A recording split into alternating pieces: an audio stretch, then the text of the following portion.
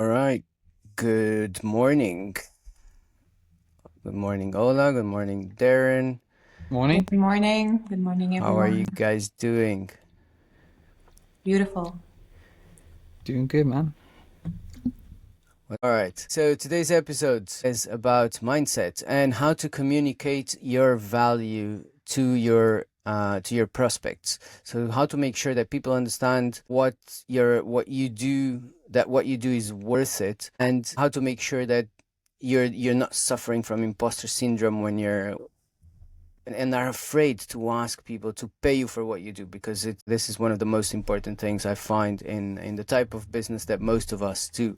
And we have the amazing Ola to help us with this, Thank you who guys for is, having me. it's the pleasure is ours, who is a mindset coach. Even before, I wanna know a bit about what made you start this journey, Ola. But before, because we are also live apart from the recorded episodes, I want to give people a bit of time to join. So just tell us a bit first about how important is mindset for being able to communicate your value, because we speak about a lot about imposter syndrome in this thing of posting on social media, right? So most people know that they struggle to put their first posts out there, and then if they have to get on video, which I know you've been doing quite well, you have some amazing videos posted on LinkedIn. And Thank so, like, what does this mean? What is imposter syndrome? Why do we feel this way? so, imposter syndrome happens when a person has the qualification, has the knowledge, has the skills, but doesn't have the confidence. And I feel like the easiest way to explain the root cause of imposter syndrome, and actually the root cause of everything that you have in your life, including imposter syndrome, is using a cool concept which is called CSBR. Not sure if you heard of it, but now I'm going to explain life in 5 letters, basically. So you have the R, which is the result. This is everything that you have created in your life. This is your health. This is your wealth. This is your family, non-family, whatever you have, whatever you don't have. These are the results in your life. And imposter syndrome is also one of those results, and what it um, makes you do or not do. So the result, the R, depends on the B. This is your behavior. And your behavior is the realm of taking action. You guys 100% know that taking action is super important in business. And Absolutely. your results directly depend on you taking action. So the B is also not only taking action, it's also not taking action. So when you don't take action, of course, you have the results according to that non-action taking. And your B depends on the S, that is your state.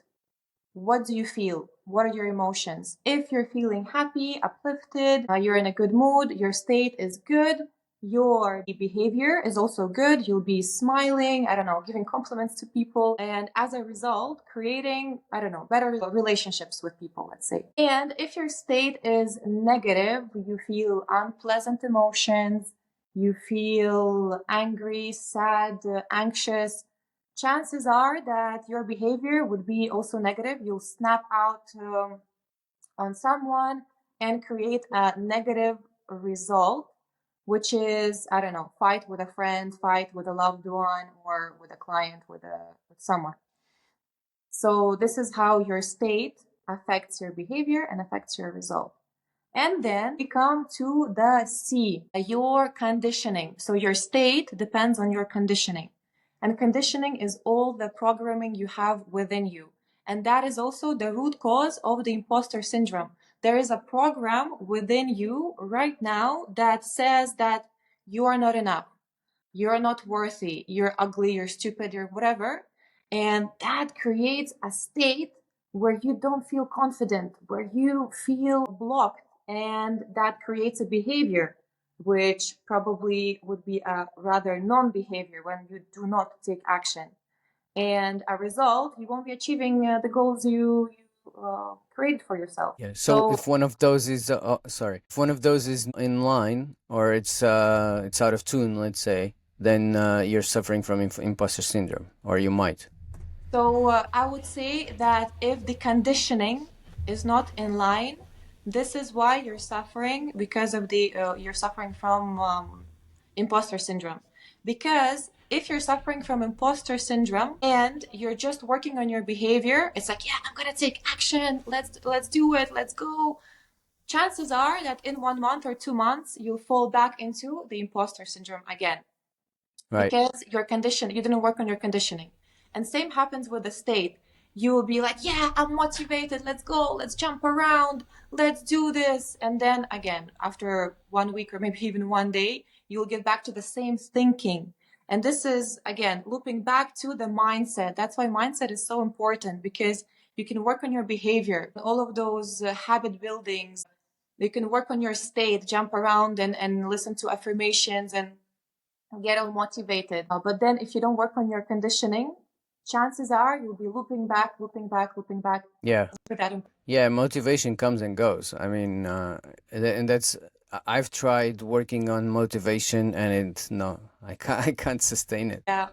How did you work on your motivation? Like, what were the things you were doing to bring it? Oh, I've tried so much. I do love motivational speakers, and I have so many audiobooks and programs from all the guys, Jim Rohn, Zig Ziglar. I love Jim Rohn. This is my favorite. So I used to listen to all of this, and I thought that it would give me a boost, and it did, but it's not enough. And I feel that I cannot sustain the level of work and the level of motivation. What I felt was like I was missing a vision, something bigger. Motivation is this is what I felt. Obviously, I don't understand this enough, but from what I stand is the motivation is immediate, and the vision gives you something to strive for consistently. Yeah. Right. So we'll go back to imposter syndrome now that we've started this a little bit. Do you want to share with us what led you to mindset to become a coach? Like, Yeah. first of all, this, like, what motivated you, or what was the vision that led you to do what you're doing? That's a funny story, because when I quit my office job again, because I was burning out and quitting, I don't know, 3 or 4 times in my life. And yeah, this time I was like, okay, I need to change something in my life. I gotta find myself. I gotta understand what's my purpose. What am I doing on this planet? What am I doing with my life? And I went on this self-discovery journey where I was trying out everything, all the self-development tools that you can only imagine. I did it. Starting from going to Vipassana for 10 days, meditating, I don't know, talking to aliens, doing yoga and all of that stuff. I swear, the stories I have are funny. And then I went to a training, which was giving certifications to people, NLP, hypnotherapy, life coaching. And I did it just for myself, because I really had so many questions within me. And when people were asking, like, why are you on this training? I was like, I want to find the answers to these questions. And they're like, oh, you don't want to get a certification and become a coach? I was like, I am not becoming another coach. Every Dick and Harry is a coach right now. Like, this is not me. As I was going through the training, I was like, wow, this is so awesome. I went to the second level. And after the second level, I was like, I think I'm going to take my words back, because I felt I transformed so much. I was also the catalyst for people to transform. And after the training, I was like, oh my God, I have so many incredible tools that I cannot not share them with the world. And I started coaching people for free. The whole year I was coaching people for free, just to understand if I like it. Does it actually work? And yeah, after 1 year, I was like, okay, I'm ready to do it full time.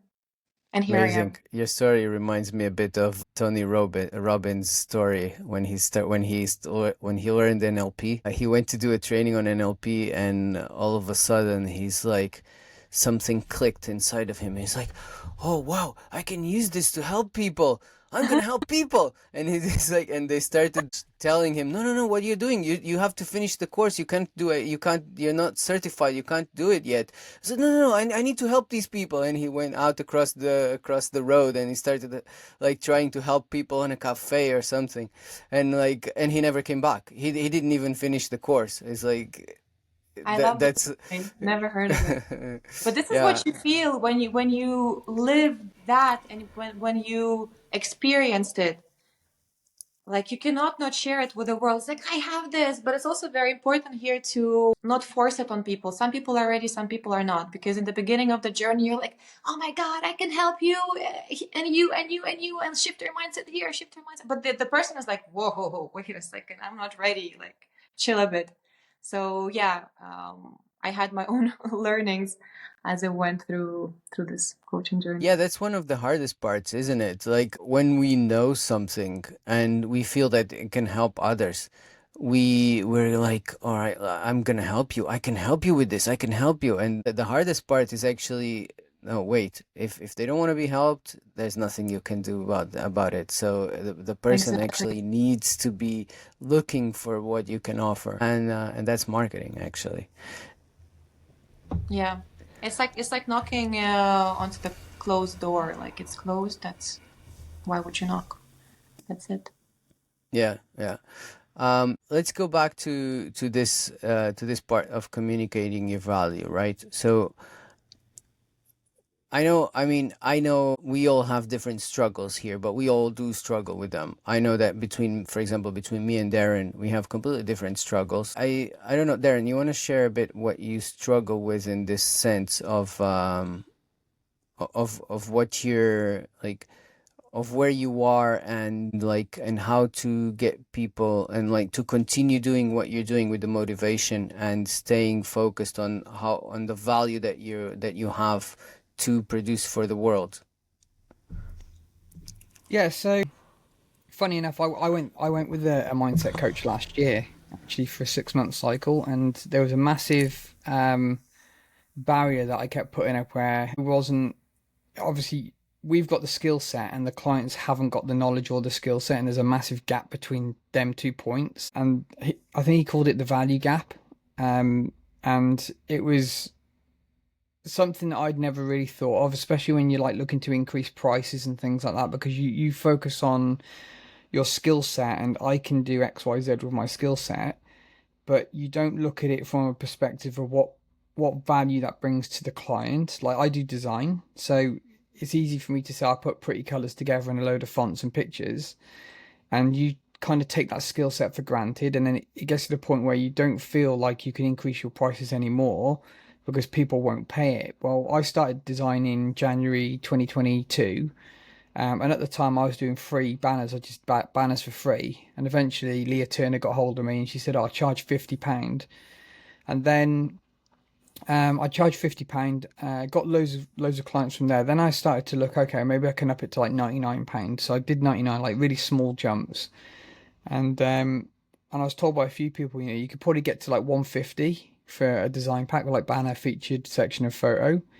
You could probably get to 150, and that would be about the maximum price. Well, at 150, we were like flat out working. There was so many people coming in all the time. And I was thinking, man, I've got to slow it down. And somebody else I spoke to was like, the only way you can slow down demand is by increasing the price again. And I was like, there's nobody is going to pay more than £150 for a design pack. And they were like, just go up to 199. So I went up to 199. We were still busy as hell. And I was like, man, this is crazy. People are still paying it. And I couldn't see how people would still pay for that amount of, because it's like a day, maybe 2 days work. But you couldn't see how people would keep paying it. And now we're at 249. At one point we were at 349. And it was still busy then. And it's like you can just keep increasing those prices, and people who see the value in it that you don't see will still pay that. Like, I know, like Chris Doe, like part of the Future, the design company or branding company, and they work with like multi-million-dollar businesses, and they're charging like $200,000 for a logo.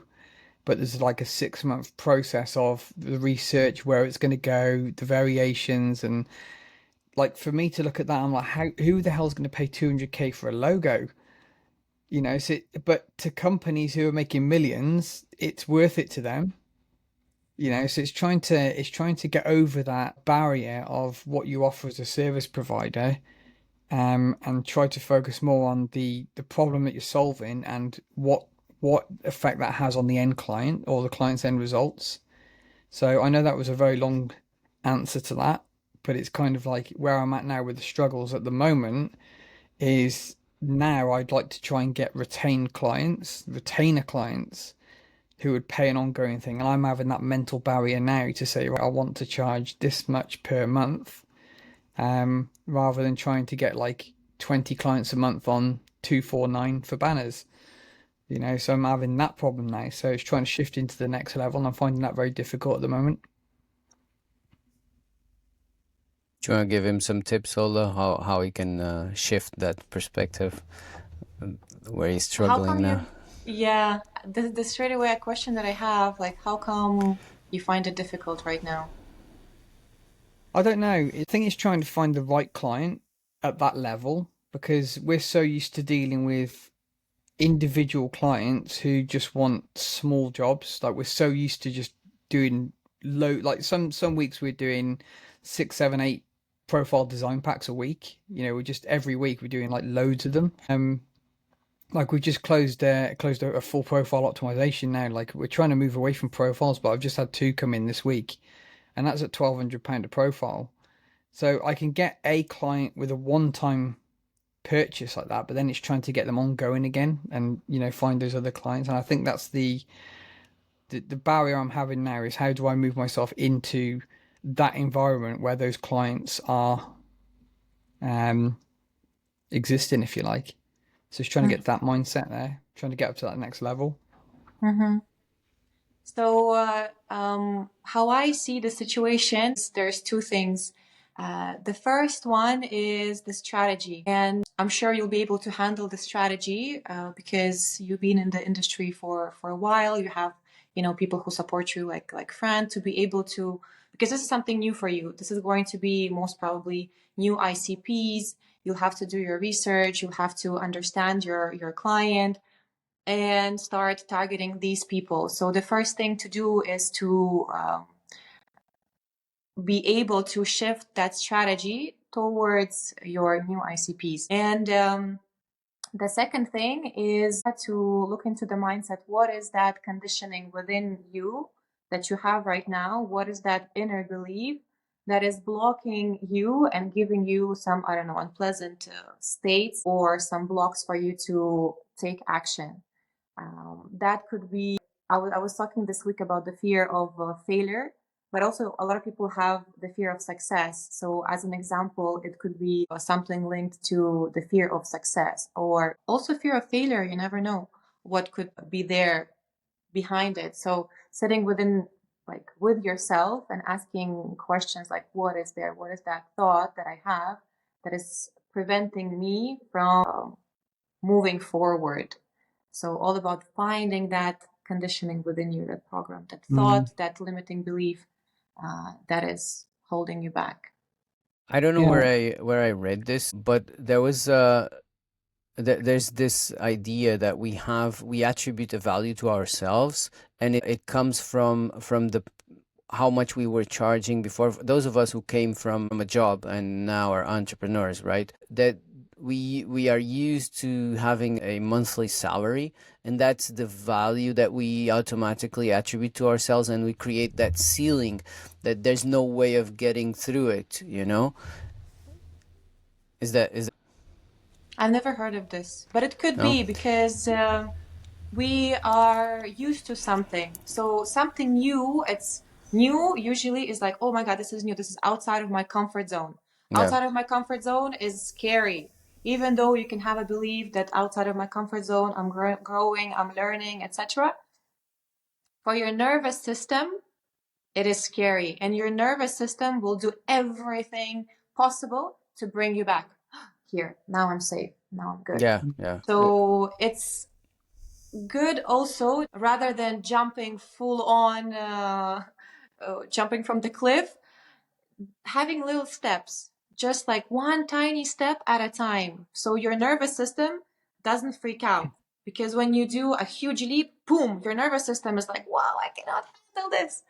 But if you're doing it one step at a time, here, we're safe, cool. Are you ready for the next step? Yes, I am. Let's go. One more little step. Yeah, I That's think really good. that's the hard part I'm having now, because when I started design, like I said, I was doing free banners. Then Leah Turner found me. She said she'd drop a post in her group for £50 a banner. That gave me loads of banners. That gave me the confidence to go to £99, and then each increment was only like £50 increase each time. And now to go from where I'm at now, charging that per client, to 10 times that for a monthly retainer, that's the scary leap now. Because we tried it last year, didn't we, Fran? I was looking at a subscription based model for design Yeah. agency, and like I feel like the problem I had was because I was used to income coming in all the time. When I made that move and the messaging changed, all of a sudden everything we were doing died off. We had no clients coming in, and I know it takes time to make that transition. But then at the same time, I was trying to leap into 10x the month, and it just I felt a real struggle of trying to push into that. And even now, we've sort of recently tried it as well, and I'm the approach I've kind of gotten with at the moment now is, rather than trying to find loads of individual clients, I'm now finding clients who have ongoing clients, so I work with them to complete their clients' work. So rather than have a monthly retainer on one person, that one person is providing 5, 10, 15 clients a month, which kind of almost becomes a retainer in a way, but it's like project based, and it kind of like seesaws with the income. And if my idea was, if I could find 10 clients that could give me 2 to 3 design packs a month, well, there's 30 to 45 design packs coming in, which is a lot of work for us, rather That's than the trying to find one funny client. thing, and it's what Matt Assam, who's been with us before, says. Like, there's so many strategies and like so many marketing strategies you can apply to get to where you want to go. So the first and most important thing is actually making sure that your mindset is the right one to get to that destination, right? Because it doesn't matter. You'll get there. Like, for example, what Darren's talking about right now, the way to get there is so easy. I mean, the marketing strategy is not even complicated. It's just it's just mindset, I would say, mostly. Yeah, you gotta be patient and you gotta be ready to fall and break your nose. And you gotta be ready also to straight away win. You never know. It's like also about acceptance. And as we all know, we learn from failure. Like, you had a situation when you wanted to, change your the product you were the what you were giving to people, and it didn't work, but you learned from it. And same here, like, whatever happens. This is also a lot about accepting it. But again, I'm sure you will take action, and I'm sure you're gonna succeed in one way or another. And Mm. that's also the mindset which is good to have. Whatever Yeah, happens is gonna be good. Yeah, yeah, absolutely. it feels like my entire business model up until recently, I kind of just stumbled into it. It was like every time we increase, it was just I fell into the next level, the next level, the next level, without really having to do much. And it was just almost like a natural progression. Mm-hmm. But to take that leap, that 10x, I've got to do a hell of a lot to get to that point, to change like processes, offer, messaging, ICP. I've got to do all of that. And to me, that's a massive leap compared to what I've gone through. And I feel that's probably that is the problem that I've got now. I know this is becoming a Darren Palatina coaching session here, but that's my sort of mindset. And I suppose, like, for people listening, is Yeah. it's trying to figure out how to make those bigger leaps where, like I said, the little leaps are very, very easy to do. Mm-hmm. You know. Yeah. So as I mentioned, the first thing doing smaller steps because you will feel safer. The second thing is working on your mindset, because right now you're kind of like in a place where you're shocked yourself. How did you get here? Yeah. I just But accidentally landed here. yeah, but the thing is, you got here for a reason, because you provide a freaking awesome service. Like when I went on your profile, when I first had a chance to interact with both of you guys, I was like, wow, this guy is awesome. What he does, what he creates is incredible. I see it. Your clients see it. You're gonna see it too. So this is where the mindset game comes into play. And also, because the name of today's podcast is Communicate Your Value, right? So, what we have right now, basically, we have non-verbal communication and verbal communication, right? So, in the non-verbal communication, the person communicates the value, and the person can learn everything about the skill sets, provide the best service, learn about confidence. But then the non-verbal communication, within there is still some hesitance, and this is where a lot of disalignment happens in people. So it's very important to align both that non-verbal communication with the verbal communication. And when both of them align, uh, like magic happens. Like imagine right now, or you are very strong at the verbal communication of your value. And imagine yourself right now working on the non-verbal part. You'd escalate 10x, if not more. Yeah, we if we don't believe that we have that value ourselves, and often we don't, then how are we going to convince others that we do? Yeah. You know, and it's much easier for others to see it. That's a very important point. Like for Darren, he opens a Photoshop, or you actually don't design much on Photoshop. What you use, Yeah, Illustrator. Photoshop and Illustrator. Yeah. Illustrator. And for him, it's so easy to just, like, for example, the banner for this event, it's so easy for him to put this together. I look at it, and for me, it has that value. I mean, I would pay a bunch of money for it, but for him, it's just like 5 minutes of putting things in place, and so it's very hard for us personally to see the value in price of what we do, because, for example, yeah, I can write sales copy in 5 minutes, but what's behind those 5 minutes is very often weeks of research. But it's very hard to then understand and communicate to others how much that's worth it. It's like, I remember a story from Stephen Larson's, a really good marketer I love, and he was talking about this, about value, right? And he says, like, well, once I had a problem with my electricity in my house, and I called this guy to come over, and there was a fuse that needed switching or something, and the guy was like just replacing the fuse, and he's like, but there's another problem here. And he's like, so what's the problem? He's like, it's gonna be a bit of money. And he says, how much? And the guy was like so worried about telling him. He's like, it's just tell me how much. It's $90. And he's like, okay, fine, do it. And he's like, are you sure? He's like, yeah, just do it. I mean, it's worth it for me to not think about it and have you just and pay you $90. Then it's much more worth it than being worried about it, when I can be doing my work, what I do well, and instead of that. But obviously, for the guy who's the electrician, who's looking at this and who's doing this, it's so easy that he doesn't see that it's worth $90. So how do we get rid of this? Like, how do we position ourselves outside of this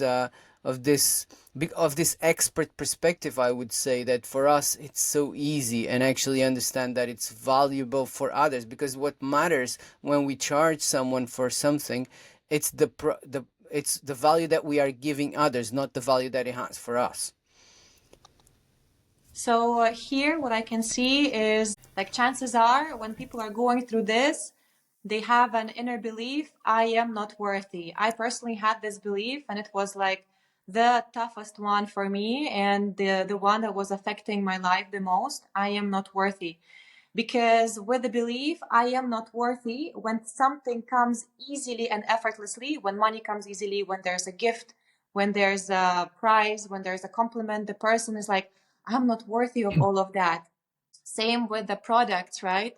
You're selling your service, you're doing it. It's so easy for you to create a banner. It's so easy for you to create a copy, and then getting money for that. It's like, oh my God, I spent 5 minutes to do that and I'm paid $500 for this. I'm definitely not worthy of it because it's too easy, right? So this is the limiting belief, which is important to handle and let go of in these cases. And I personally had it like when I used to work in the office, and it really was holding me back from, like, I really had to also work hard and give more, like put more hours to earn my salary, etc. Like the same thing with the business. Yeah, because what matters at the end of the day is the value that they receive, not what we think we're giving, right? Yeah, because what is easy for you is not easy for them. Because even an example with both of you guys, I spend hours writing my copy. I put so much effort in it. You do it in 5 minutes. And banner wise or design wise, Jesus Christ, I would probably spend also the whole day creating a nice, cool banner like you do, if not a week, because I have to learn all of these things. This is like putting yourself in your client's shoes again.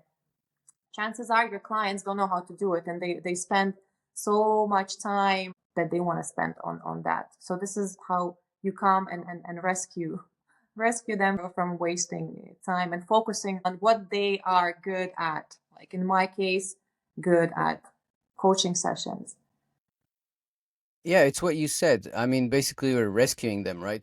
If I were to design a banner for my business right now, I mean, like you said, for example, I can write a LinkedIn post and it's not what I focus on, but like say, let's say I could write a sales page in a couple of hours.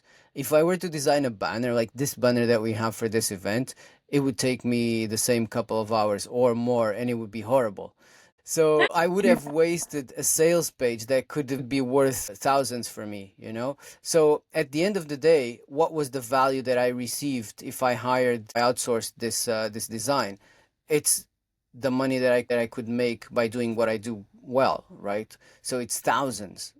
That's what I wasted. It's because how much are these 2 hours worth it for me, right?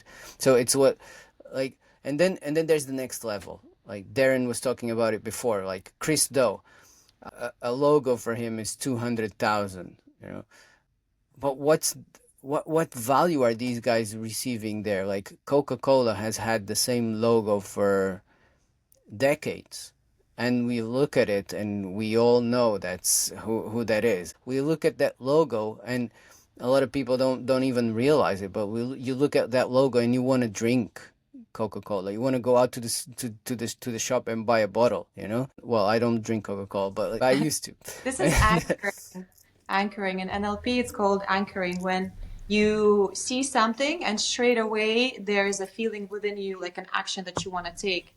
You can anchor yourself by, I don't know, touching your body or by looking at something or hearing something, and then straight away the action comes. And same happens with branding. Like you look at Coca-Cola, or even straight away if you hear, this, like when you open the bottle and like it being poured, you're like, oh, Coca-Cola, I want to have some. So that's because you're anchored to the sound, you're anchored to the logo, to the picture. Yeah, I love it that you mentioned that concept, because in marketing there's something we use that is called price anchoring, and probably some people have heard of it here. And price anchoring, for example, when writing copy, is that we start with a higher price, and if you've seen any marketing presentations at all, you'll see them doing it as well. Like when they're putting out an offer, right? So they'll tell you, all right, so this is worth 10,000, but today I'm going to do it for you for only 5,000, and I'm gonna give you this and this and this. So that's also price anchoring. So the first price you hear is the value you attribute to it immediately, and then it goes down, right? So like that's an interesting it's an interesting trick to do even when you're on a sales call with a client. There are ways to do it, and like now that we're talking about it, but please be very careful and be always stay within, be truthful. That's important. So there's ways to do it truthfully, right? So when I'm on a sales call with a client, and if I see he's a coaching client, I will first tell him my price for working hands-on, and then I'll tell him my coaching price, which is lower, right? So I'm doing the price anchoring without being sneaky or dodgy or making up prices. I'm actually saying the reality. So there are ways to do this, right? But first of all, we need to make sure that we understand that we are worth that, right? And it's not easy for everything. Like I know I've had this conversation with Darren in the past. Like for example, most of a lot of is attached to a direct value. I can measure it, right? So I put out a sales page and I can measure how much that makes to the how much money that makes to the client. So it's easy for me to say, all right, so you're gonna pay me 10,000 because that sales page is gonna generate much more than that, right? But for example, Darren with design, it's more subjective. So how would you advise that he would someone like this can communicate the value of what they do? Well, the best way to do it is social proof. So basically, all your like cases with your clients are that social proof. And when you're communicating your value from the place of clients' successes, they are communicating it for you. Yeah. This is how I see it. And in regards to like pricing yourself, this is something that I learned, and this is something that I also personally use because it's difficult for coaches to price themselves because it's Exactly. literally very non-tangible It's somewhere. Like subjective, yeah. very much, very much. So the equation is like this: you basically gotta understand like how much money do you want to have per month, be realistic also, and how many clients do you want to have per month, and then divide the amount of money you want to have, the amount of clients you want to have, and then that's going to be your price. Start And from the end.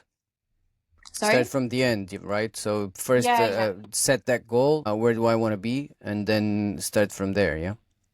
Yeah. How many clients do you want to have? Because and kind of like play with these numbers, and you'll be able to set a price for that one person Yeah. that you're working with. And when I started coaching, what I also not even started coaching because I finished a sales and marketing course last year in December. I was going through it.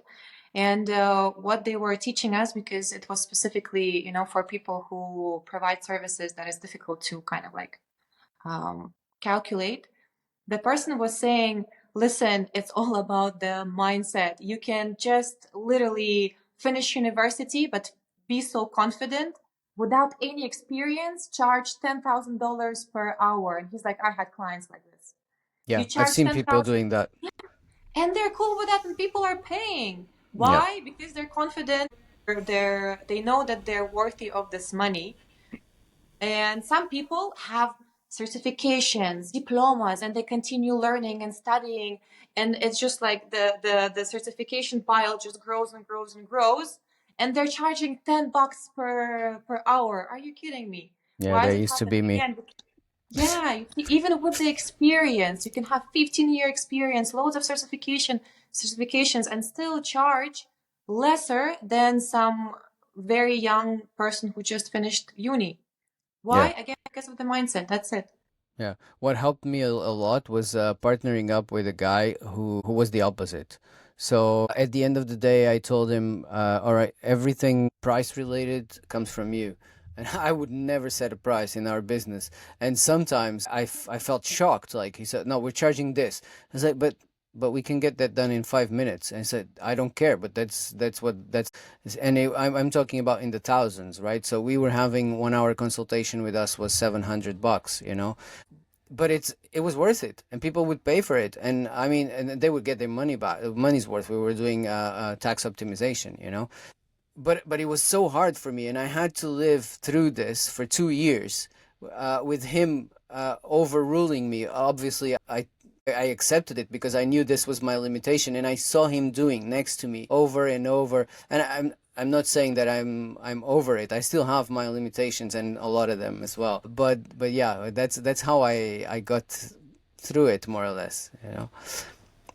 Yeah, we can literally experience and learn from other people. If like for me, when I got to know that people who are less qualified with less experience charge 10 times more than I am, I was like, I gotta rethink my strategy, my pricing. Exactly. That's one of the things that my business partner was always saying. These guys are charging 2,000. We're only charging 1,500. We gotta up our pricing. Always, always. He never wanted to be cheaper than the competition. Yeah, It's incredible. yeah. But here also, it's very important to work on both. The biggest learning that I had last year was it's about both. You got to have the qualifications and the strategy, or you got to have the strategy and the qualifications and work on your mindset. Because last year, literally, I was like, I'm going full on with my coaching business. And what I was doing, I was getting more certifications, more diplomas, like working on myself and on my mindset. I was like, okay, I have these goals, I'm not reaching them. What's wrong? It's my mindset. Let's go into those limiting beliefs, find those limiting beliefs, tackle them, work on my energy, get my vibrations high, meditate. And nothing was happening. It was happening, but very slow. And I was like, oh my God, what else in my mindset is missing? Until I realized it was not the mindset, it was the strategies and systems in place. And in December, when I started going through this sales and marketing course, I was like, oh my God, I have no clue how to run a business. What I was doing for 1 year. And then I hired a mentor, Kev, which was really is till now helping me so much with my business. And now it's like those two puzzle pieces aligned, the mindset, the certifications, and the systems and the strategies. And I can definitely see how I am getting so much more traction and clients and leads and sales calls because these two are together right now. So you cannot neglect one and another. Like it has to be a combo. Absolutely. It's we can't do it alone, you know, and whether it's a business partner and or a coach or a mentor, we need help. And that's one of the reasons why we've created Darren and myself and a few others. We've created this community that Darren shared before in the comments. You might have to share it again, Darren. I don't know. It was a 1 hour link, wasn't it? Yeah. So if anybody wants to join, you included, Lola, it's just a place for you to ask questions about LinkedIn marketing or whatever your struggles with business are, because there's quite a few experts out there, people who've been in business and doing LinkedIn for quite some time. And they're happy to help with anything. It's a free place, so you can just click the link and join us there. But yeah, I mean, we can't do it alone. And there's this we've ranted about this last week. This idea of the solopreneur, right? It's very dangerous because people think, oh, it's I can do my business alone. I can do everything. You can't. I'm sorry, but you can't. Nobody can do it alone. If you're going to do it alone, then you need to hire people to help you. You need to hire mentors, coaches. And I would advise everybody to have a group, community, a group of people of support, a support system of people who are more or less in the same place as you are, and even some who are a bit ahead, because it's really tough to be an entrepreneur, no matter what you call it. You can call it a solopreneur, you can call it a freelancer. It's hard. We are programmed, we've been in school and we've been taught to work for others, to be little robots, and that failure is bad. But there is no business without failure. You mentioned this before. So if you can't fail, you cannot run a business. Yeah. And you gotta learn from your failures because if you run a business and you constantly fail, this is also showing that you're not learning from those Which you will. You will. I mean, I fail all the time. Okay, maybe the word's not failure even. Maybe we should reprogram our minds and call it differently. What do you think? Yeah, I personally literally reprogrammed my mind, and I like, instead of failure, I removed it and put learning. So now I don't fail anymore. I just learn. That's it. Exactly. Yeah. Yeah. Darren, Yeah. how much have you failed in your business in your last 2 years of business on LinkedIn, Oh through God, LinkedIn? I don't know. I love Like the face. Like, I know I almost quit a couple of weeks ago. I was ready to quit LinkedIn completely, and I just needed a different approach. It was just getting too much, like trying to maintain content and engagement and processing, onboarding. What I ended up doing, I simplified my onboarding process to try and take a bit of the work out of that. Then started to change the way I post content. Where I like my rants. I just love ranting, and people love it. It gets a lot of Everybody engagement loves and your rants, man. yeah, like most of my value posts struggle to hit 5,000 impressions, but a rant will get 30,000. So it's getting like 6, 7 times the amount of impressions. So I enjoy that kind of content. And then I enjoy posting things like our before and after banners and our portfolio, and that's our social proof right there. So I sort of decided, right, well, what I'm going to do with my content is just rant and do opinionated posts and not hold back with my tone of voice because I'm very like a bull in a china shop, so I just go for it and people resonate with it really well. So I think that's the best way for me personally. Obviously, it's not going to work for everybody, but for me personally, that's the best way to get more eyes on my profile who then see my portfolio, and that's the way I'm doing it. But yeah, and then obviously my like I said, trying to find one client who can give me ongoing clients. That's my main focus now because I don't want to have to keep finding, if I do a design pack for somebody like a banner and featured section, I've got to find a new client every single day and it's very demanding, very, very demanding, so yeah, to find that one client who has ongoing clients, I'll make a massive difference, and that's how I'm starting to make LinkedIn a little bit more fun. But yeah, to answer your question, Fran, I don't know how many times I failed this last 2.5 years. Like it's been mental. Let's pick it up from there. Like, so failure or learning, because the thing here is, right, all right, now we're programmed to think that we're failing, right? So how do we pick ourselves up from there? Like Darren said it himself just now. I was ready to quit. I mean, I've been there a lot of times, and maybe not so many on LinkedIn.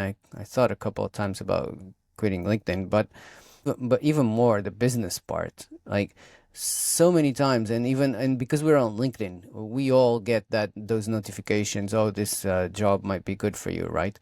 Oh my god, that so there, when things are tough, I tremble every time I see one of those. And then you see the salary and it's like, crap, it would be so easy, I don't know. I even once in these years, once I applied for a job, just once, because I just, it was easy. I mean, it just felt so comforting, like, somebody can pay me a salary at the end of the month and I don't You can have to. switch off at 5 p.m. There's no weekend work. If you want Yeah. holidays, you've got 30 days holiday pay. And I look at it now and like even I hated recruitment. It was like phone call after phone call, processing adverts, and it was hard. But I look back now and think, Jesus Christ, that was easy. I was getting like 40K a year. I knock off at 5 o'clock, don't have to think about it in the evenings. And now I'm like, some days I'm starting at like 5 a.m., finishing at 10 p.m. My weekends have gone. I don't get a holiday. Like, Jesus Christ, like, why don't I just get a job? Yeah, yesterday I went to my mother's house, and all of a sudden she's home and I was like, weren't you what are you doing here? Aren't you working? It's a holiday. Don't you know it's a holiday? No, I have no idea what that is. yeah, this is what happens when you're doing something that you love. Literally, time like stops. Yeah, And and that's it's a good thing on and one rent. hand. Like it's a good thing on one hand, and yeah, we still have to be mindful not to burn out because there's a myth, like there's literally a myth that when you have your own business, you're following your passion, you'll never burn out. That's total BS. People still burn out even during I their live like. in burnout Yeah, we've both been there very every recently. day. Oh, yeah. Did you change something, guys, in your strategy, or you're falling back I on? think I even commented in one of your posts about this, Oh and yeah, I yeah, I can remember about I, priorities, balance. I can expand a bit on this. I'm not 20 anymore. and I've lived a lot of my life, and because I had this business with a partner I told you about. I left the business early this year, but it was paying the bills. I was living off of it, and all of a sudden I find myself. Okay, I had to leave because it was I was working alone and splitting the profit. Okay, that's not fair. It wasn't 100% like this, but in a way it was. I'd say that I was putting 80% of the work of the physical work into the company, and there was two founders, right? So the profits were split. At the end of the day, it wasn't really what you said. What I love. I mean, what I love is marketing. I absolutely that's what I live for. And I was still doing marketing, but like kind of more of a part-time thing. I was on LinkedIn already. I had been since last year, but I was. That's not like. And every time, because I was still running another business, there were months where I wouldn't even be able to do anything with marketing, and I felt I couldn't even compromise to work with a client because it was because all of a sudden I had the other business to take care of. So I just left it, and I came and I started I started all in my marketing business. But now I don't have a business, so I left the business that I built and that was paying the bills, and now I don't have a business, so I need to start over. But I'm not going to spend another 2 years building a business, you know. I just did that, and I don't want to just rinse and repeat. I'm 42 years old now, and no, I mean, so what I did was I obsessed and I went all in. I knew the process. I knew what I needed to do, so I just did it, and I did it without rest, without breathing, you know, without even stopping. So I knew I was headed to burnout, but it was intentional, let's say. And then when I got there, yeah, I could. It was right when I could afford to. All right, now I have things are working. I'm getting paid. Everything is more or less. So now I can let myself break down, and I did. Yeah, it makes sense to go all in, especially when there's some urgency. You gotta support yourself. You gotta support your family, and I feel like when you're doing it with a strong why, it's so much easier to do it. And yeah, the main point here is to also be mindful, of course, of your health and not to reach complete burnout. Yeah. But No, I wouldn't advise anybody to do what I did. I was just, but my reasons were the ones I just explained, you know. But because I went nuts. I was for 6 months I didn't take a day off. oh, Yeah, so it was tough, and I'm still kind of recovering from it a little bit. yeah, yeah. Yeah, the No, it's problem good with to it's good to burnout is be it mindful. comes over such a long period of time. You can't just have a weekend off and you're done. It's like it can take you 3 months to get over it because it's Yeah, taken 6 months to get into it. yeah. But now you Yeah, can't afford to just take a break and yeah, yeah. actually go on holidays for 2 months, right? Yeah, So, well, so you it's hit burnout slowly. recently, and then Yeah, I was about a week or two after. It was when we were ramping up the events, wasn't it? And we were doing a yeah. lot of stuff in the back end and lead magnet stuff and back and forth with everything. And I remember when you hit it and struggling to come up with copy, and shortly after that I hit it and I was struggling to design, and your creativity just goes out the window. Yeah, yeah, absolutely. Yeah. I don't know. What really helps me is to have a cutoff time. I usually have a cutoff time at 6 or 7 p.m. and I make sure that, you know, I follow it. But also my timings are very flexible and I can start later and then work till 10 p.m. or 11 p.m. Yeah. I do my best not to fall into these like flipped days. But yeah, the cutoff time really helps me to stay sane and keep my creativity and energy on a high level. And break days? Do you Sorry? have some? Do you have break days as well, I suppose? We have break days. Yes, I do have break days. It depends. The same as like the conversation we had regarding balance, right? Sometimes I go and I don't have breaks. Sometimes, of course, I don't have my cutoff time. But then I'm like, oh my God, what am I doing? The idea here is to be aware of when it goes like this. And then when you catch yourself going down, to be able to put the strategies and actions to balance it out. And Yes, for yeah. me, honestly, it goes like this. Sometimes I go on vacation and then there's completely zero work. Then I come back and I have to go, like put a bit more effort to Yeah, be what I able was trying to to. assess is if you follow a schedule. Like I never work on Sundays, or because you said you have the cutoff time, so like you never work after past 6 p.m., for example. Do And you actually have? not never. I do my best, of course, totally understand, like totally agree with you. I do my best to have a cut-off time and finish work by 6 or 7 p.m. But of course, there are days when I work more than that Yeah, because, again, the schedule is quite flexible. But again, like I am super mindful of my time because I don't want to burn out. I burned out 3 times in my life and I'm done with it. So but I'm you do really, really, have a flexible schedule, right? So it yeah, sometimes you would start at one time, and another time at another days you'd start at a different time. That's yeah. something I've been recently considering, to be less flexible with myself with my work time. Okay, to have like from this time to this time and that's it. Yeah, and actually time block, I know Darren has done some time blocking, and he has he works well with it. Do you, Darren? It's all about Yeah. experimenting. What works for you? There's no one size fits all. I've been also, when I started, I've been experimenting like with not having weekends, with having weekends, for example, one on Wednesday, one on Saturday, etc. But eventually, I'm like, no, Saturday, Sunday is my weekend. And yeah, my working hours are till 6. Yeah, yeah. Well, yeah, it's what you're saying. We have to find out what works for us. Darren, how do you find that time blocking works for you? Like, Yeah, so I find time blocking, like for me, it's the only way I can really get stuff done because like what I've started doing now is I've got like an hour and a half time block for gym, so I take no calls in. I don't always go to the gym, but it's time where I can either have time out or go to gym or whatever.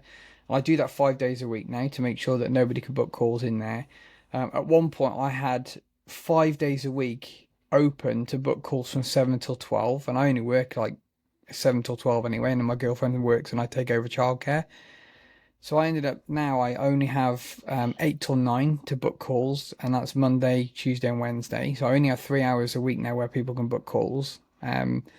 And then what I tend to do now is I wake up early in the morning. I start work a little bit earlier than 7 now because my daughter's in bed asleep. So I start work sort of half 5, 6, and I give myself 2 hours time block then to just get as much design work done as I can within that 2 hours. Then I got a bit of time for like breakfast, cup of coffee, then a bit of time for like taking a couple of calls if I need to. Then I've got a bit of time to go and do gym. So I'm trying to work in like a 6 hour window there to really make sure that works. And it does. It's massively improves my overall day. And what I've started doing as well recently was I used to let Ting get the better of me. I used to be on LinkedIn really late and working late, and the problem with that was when my daughter's 3, and she's full of energy, and sometimes she won't go to sleep till 8, maybe half 8, 9 o'clock at night because she's just like got too much energy to burn. And get really stressed with her. I'd get angry. I'd be like really frustrated around the house because she wouldn't go to bed because all I wanted to do was get on and work. So I've stopped working in the evenings now. So now if she doesn't want to go to bed, I'm happy. I can play with her. We do some colouring in. It's made life a lot better because I'm not trying to force work in the evenings. And now what I do in the evenings now is once she goes to bed at any time, doesn't matter what time she goes to bed, I'll just go and play Xbox games for an hour or two in the evening just to switch off. And I've completely changed my evening times now like that. So that's improved like family as well, But I think like when I was ready to quit LinkedIn a couple of weeks ago, it was like I was on LinkedIn from like 7 in the morning till 10 at night every day, and it's not good at all. So it's just trying to like limit the amount of time that you're spending online. Yeah, it's yeah, amazing that right now you found a solution for you that works and that you have time for your family. This is so Mm. important because, again, we get so involved into our business that we forget about other areas of our life. And yeah, being able to just to chill, spend time with your daughter is definitely priceless. And in The regards to LinkedIn, So tricky because this is where we get our clients, but also at the same time, this is where we waste a lot of time, and this is why it's so important to differentiate the money making activity or income making activities and just activities, and focusing on those who bring which bring results. And this is also what I was doing before. I was focusing on those things that are actually not bringing me anything. They're bringing me, okay, great connections, like all of these coffee chats and you know chats about weather in my DMs, but that's just time wasting.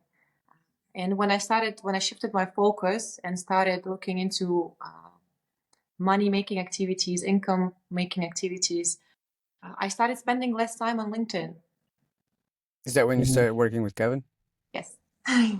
Kevin's one of the experts in our community, so take advantage of the link and join us there if you're live with us. Yeah, this community is we only share it when to the people who join live with us. We don't share it anywhere else. So the only opportunity you have to join us there is when you're attending one of these live events. So yeah, we just put a new link because people were saying it wasn't working. And yeah, it's about this. Kevin is amazing. Kevin is a really, he's got like an interesting, all-encompassing business mentality, where he's like, he's good at marketing, but he's also good at sales. He's good at building relationships. So like he's got the LinkedIn honed in pretty well. Yeah, I like him. And actually, Kevin is one of the people who've helped me communicate my value. It's funny because I used to have conversations on LinkedIn. People would reach out to me, and for me, LinkedIn has always been a networking platform. I never thought about, all right, I'm going to bring this person to a call and have a conversation and turn them into a client. I have my inbound systems that work for me. People end up booking calls with me. And even on those calls, I was just chatting with people and helping them wherever I could. I never tried to sell anything. And I remember sharing some of these conversations with Kevin, and he was like, "What are you doing? That person wants to work with you. Like, just take them to a call already. What are you doing? You're lowering your value with what you're saying right now. Thanking her for. Stop thanking her and tell her that you can help her, Lots of times we miss on these opportunities because we don't understand that we do have that value to give, right?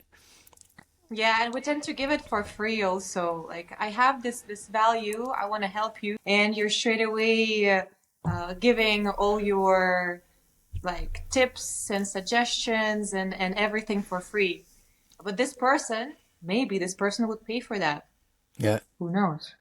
And the difference is that when they pay for it, they also receive more of it, right? They're gonna take a lot more when they're paying than if you're just giving it away for free. I mean, I've given some amazing advice that people never applied, because it was free. So Exactly. that's a very important one as well. We tend to devalue free stuff. Yeah, absolutely. So if we can't communicate the value of what we do, and we get excited. I do it all the time. That's why I call myself the marketing nerd. So I get really excited. You start asking me marketing questions, and I'm gonna give you all the answers. But chances are you're not gonna take the value that I'm giving you at its face value. Yeah, exactly. Same here. Like when I talk to people, even in my DMs, I'm like, I know what's your program inside, and I can fix this. And I straight away start. Sometimes till now, I find myself giving all the solutions, and I can't just like, fix it. At the end of the Me day, you're yourself. almost asking them to, I can fix you. Let me fix you, right? Yeah, I don't know. I perceive people, all humans, like little computers.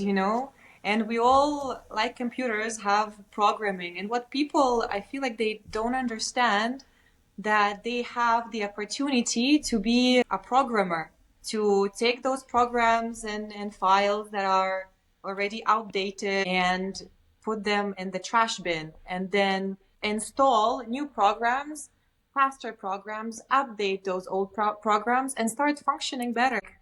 To be like Neo, program the Matrix. Yeah, program the matrix. Yeah, and you can also become even a developer. Start developing the programs that you want to have instead of like just programming. Be a developer. That's even cooler. And you can do it. Like it's possible.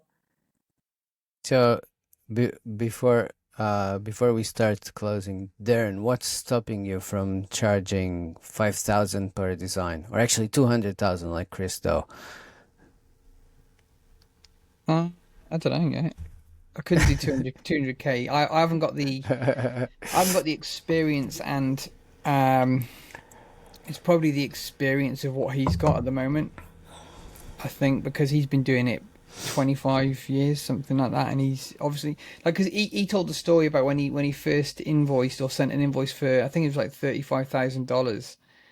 The first time he ever, because he was used to like living in a really like low area and didn't have any money, and he was always struggling for cash. And then one day he sent that invoice and they paid it like within the hour it was paid. And he's like, holy shit, like can't believe like somebody just paid a 35k invoice.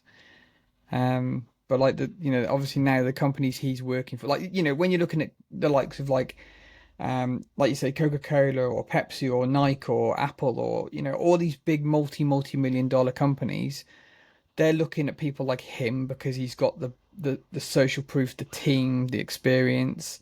He's a big agency rather than hire me in my little house office in my house. Do you know what I mean? They ain't coming to me for that, and I think it's over time building the experience, the habits, and slowly building the belief to get to that level. And don't get comfortable. Yeah.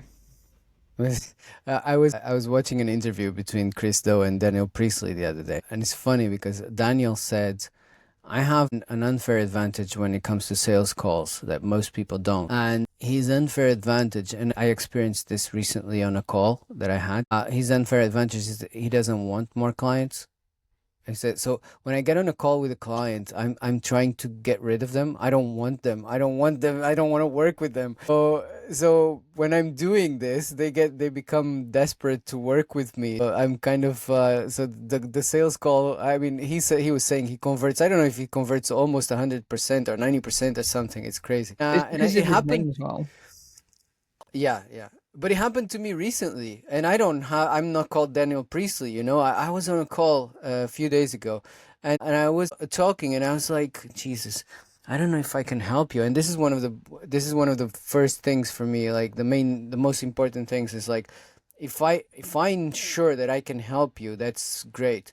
And right, maybe I can help this person in from a strategy point of view, right? Because I'm a strategist, but right now I'm really focused on inbound systems, and I was thinking like, I don't think you need an inbound system, and at the end of the call, he was even telling me, but maybe you could coach me. And it's like, let me get back to you on this. I need Give to me some.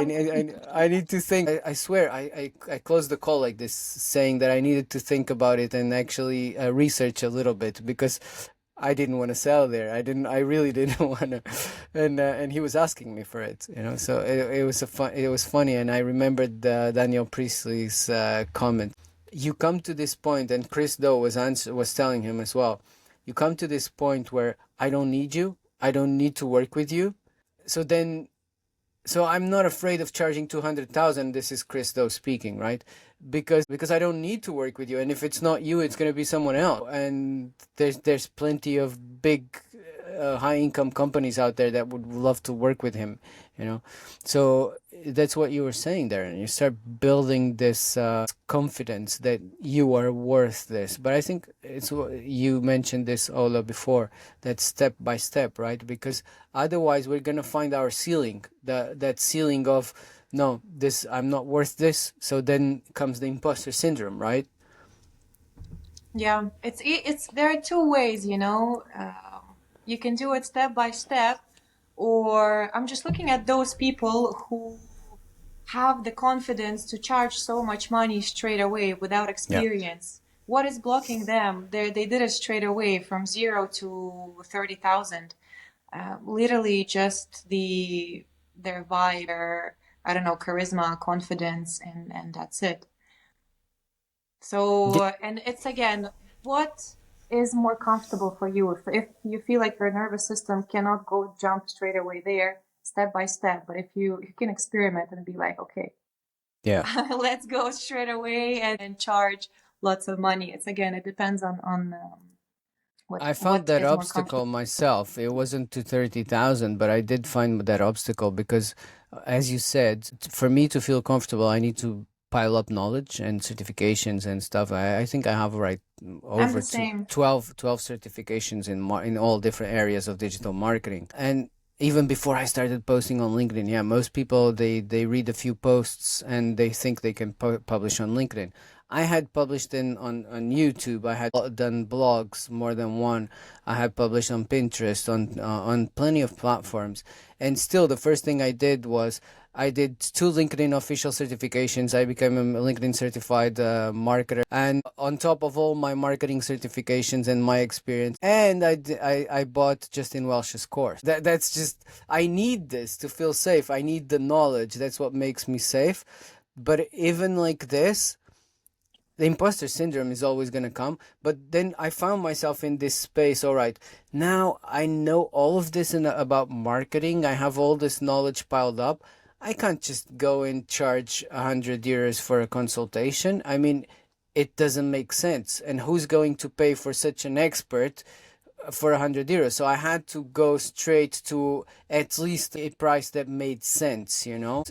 So this for me was an obstacle. It was like I had to convince myself that I was worth that value before Yeah. I actually. Yeah, because that's your programming, and that's absolutely okay. I'm similar to you. I also went through the journey where I had to go through a lot of certifications, and after that also get loads of experience. For 1 year, I was coaching people for free because I was like, I cannot go further. I need to get the experience. That was my also personal block, Yeah, and I did. I look back at it without regret. I mean, this was my journey. I decided to go slower, steadier. Yeah, I'm with you. Yeah, Yeah, we just have to find our route, right? exactly. There's no right, there's no wrong. There's something that suits you or doesn't suit you. That's it. That's it. Any guys, both of you, any last words on how to communicate your value to your prospects? Make sure they want to pay you. What you're worth. I don't. Like I would, yeah, Go sorry. on. You go on. You all right? Go ahead. I would wrap it up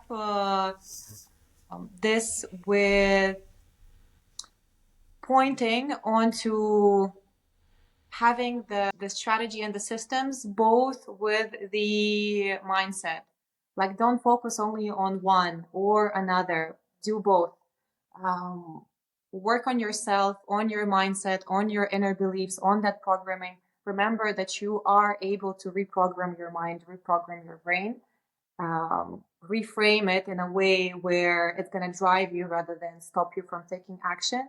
And then work on your strategies and systems. Because, yeah, when it's both together, your growth is gonna happen steady and quick, and it's gonna happen. And this is what Lots of matters. times we do have those ideas, and I know Darren is one of these people like, oh, I have this idea, I'm going to do this in my business. So the strategy is coming to your mind, but now you need the mindset, right? How do you go about, all right, now I have an idea of a strategy to apply to my business. How do you go about making sure your mindset is in the same place? Well, it's a lot about self-reflection. You got to ask yourself the right questions to be able to understand what is that inner belief that is blocking you to move further, and find those limiting beliefs, that limiting programming, and tackle it. I can give like literally tips to handle a belief in few, like you can do it in few steps. The first thing, you got to find it by asking the right questions, like what is stopping me right now to do this, or what's that belief that I have which is blocking me. Let's say it's I don't know, I'm not worthy. Then what you do, you reframe it. You reframe your belief and you make it more empowering. You think like, what do I want to feel and think instead? Instead of I am not worthy, let me think that I am worthy of all the money and abundance in this whole on this whole planet.